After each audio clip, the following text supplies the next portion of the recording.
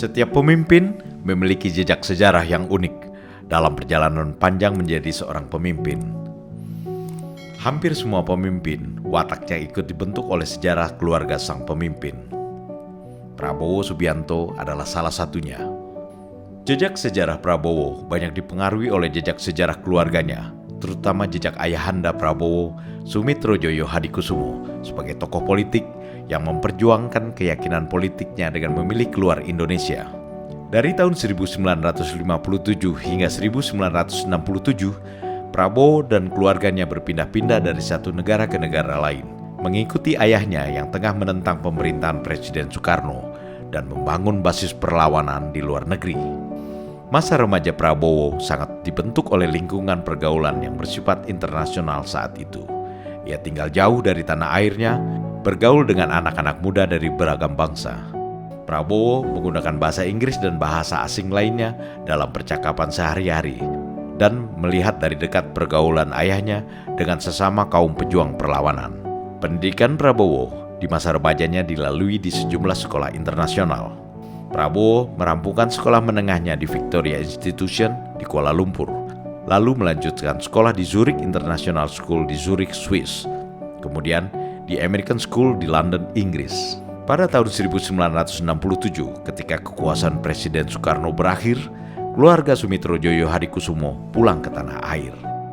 Prabowo Subianto yang menghabiskan masa remajanya di luar negeri dan karakternya ikut dibentuk dalam pergaulan masyarakat barat yang rasional, modern, dan kosmopolitan ikut kembali ke tanah air. Sumitrojoyo Hadikusumo kemudian dirangkul oleh Pak Harto untuk ikut membangun perekonomian Orde Baru. Lalu bagaimana dengan Prabowo, anak muda putra Pak Mitro yang memiliki bekal pendidikan cemerlang? Apakah Prabowo akan melanjutkan tradisi bisnis dalam keluarganya, ataukah Prabowo memiliki pilihan yang lain? Tahun 1970 menjadi tahun penting dalam kehidupan Prabowo Subianto. Berbekal kesadaran pribadi dan keyakinan yang teguh, Prabowo memilih menjadi taruna militer dan menjadi siswa Akademi Militer di Magelang. Ini pilihan yang berani dan sekilas terlihat seperti sebuah anomali. Prabowo memutuskan memilih profesi menjadi tentara, bergabung dengan para taruna yang kebanyakan berasal dari kalangan rakyat kebanyakan. Mengapa Prabowo memilih menjadi tentara? Mengapa ia seperti mengesampingkan peluang membangun karir cemerlang menjadi pebisnis yang sukses? Ataukah Prabowo punya pertimbangan sendiri dan memendam cita-cita besar dengan menjadi tentara? Pilihan menjadi tentara terbukti membuat Prabowo menemukan bintangnya dalam kehidupan. Dalam 28 tahun karir militernya yang cemerlang, Prabowo menjalani proses panjang menjadi sosok pemimpin dan mewarisi kepemimpinan militer dalam tradisi kejuangan Tentara Nasional Indonesia.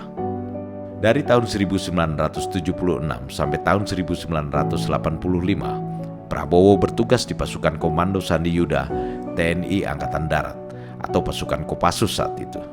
Prabowo terlibat dalam berbagai penugasan, mulai dari perang di Timur Timur hingga berbagai misi militer lainnya. Pada tahun 1985, Prabowo bergabung dengan Batalion Infanteri Lintas Udara dan pada tahun 1991 menjadi Kepala Staf Brigade Infanteri Lintas Udara. Karir Prabowo mulai bersinar ketika menjabat Komandan Grup 3 Sandi Yuda pada tahun 1993. Kemudian karir Prabowo semakin melesat ketika dipercaya menjadi Danjen Kopassus di tahun 1995. Puncak karir Prabowo terjadi pada 20 Maret 1998 saat diangkat menjadi Panglima Kostrat. Pengabdian yang panjang sebagai tentara dengan tugas utama menjaga dan mempertahankan keselamatan negara membuat Prabowo Subianto memiliki kepemimpinan yang matang. Prabowo telah menyempurnakan semua bakat terbaik dalam dirinya dan muncul sebagai sosok pemimpin yang dibutuhkan oleh negara ini. Transformasi sosok Prabowo tidak berhenti selepas menjadi purnawirawan TNI. Meneruskan tradisi dalam keluarganya, Prabowo terjun ke bisnis dan mengelola puluhan perusahaan yang berbasis di dalam dan luar negeri dengan aset triliunan rupiah. Melalui berbagai perusahaannya, bidang bisnis yang digeluti Prabowo cukup beragam. Mulai dari bisnis kelapa sawit, bisnis energi di bidang perminyakan dan pertambangan, hingga pertanian, kehutanan, kertas dan penangkapan ikan. Sosok Prabowo Subianto mengalami transformasi panjang dan berliku dalam perjalanannya menjadi seorang pemimpin. Karir panjang di militer menghasilkan visi pertahanan dan keamanan yang maju dan berorientasi penuh pada peningkatan kemampuan pertahanan Indonesia menjadi kekuatan yang disegani negara lain di tingkat global. Kekuatan pertahanan Indonesia hari ini menduduki posisi ke-13 di dunia, menjadikan Indonesia sebagai negara dengan kekuatan militer terbesar di ASEAN. Prabowo Subianto sebagai Menteri Pertahanan memiliki prestasi besar dalam meningkatkan kemampuan pertahanan Indonesia hari ini. Kepemimpinan Prabowo juga diarahkan pada komitmen besar mewujudkan ekonomi kerakyatan. Visi ekonomi kerakyatan merupakan visi perekonomian yang progresif karena dibangun di atas pandangan yang menegaskan kedaulatan ekonomi bangsa Indonesia dan terwujudnya keadilan dan kemakmuran bagi rakyat. Perekonomian yang berpihak pada kemakmuran seluruh rakyat dan tidak hanya menguntungkan segelintir kelompok dalam masyarakat merupakan janji yang konsisten diperjuangkan Prabowo. Pada akhirnya, Indonesia harus menang. Indonesia menjadi negara menang. Indonesia menang tidak terlilit hutang. Indonesia tumbuh dengan kemandirian ekonomi, ditopang keadaan yang stabil dan aman. Indonesia menang, Indonesia adil makmur, adil untuk semua, makmur untuk semua. Itulah cita-cita Prabowo Subianto.